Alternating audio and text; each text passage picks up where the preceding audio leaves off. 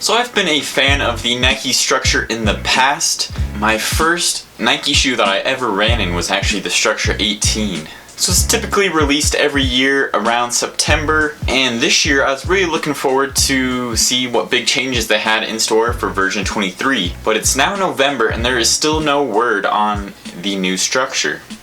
But Nike did announce something else. The Nike React Infinity Run. This new model is Nike's take at the modern stability shoe.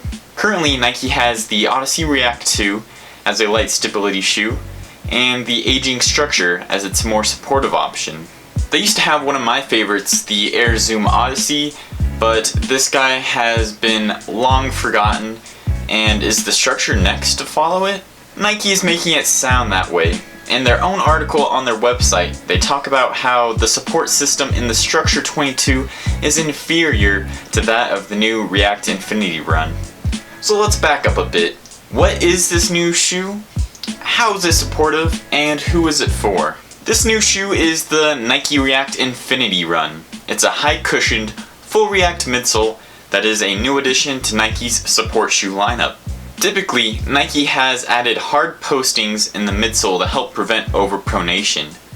The React Infinity uses methods that remind me of the New Balance Vongo or the latest Brooks Adrenaline. It has a wider platform and a bit of a rocker similar to that of a Hoka. The midsole has big spaces in the heel for softer impact and smaller spaces towards the forefoot for a firmer toe-off. This is similar to what New Balance does with Fresh Foam, but the real stability element to this shoe is in the guide rail that wraps around both sides.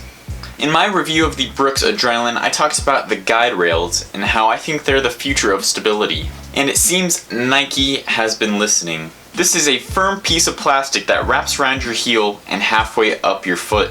This is to help guide your gait back to a more neutral position, no matter whether you're overpronating or supinating.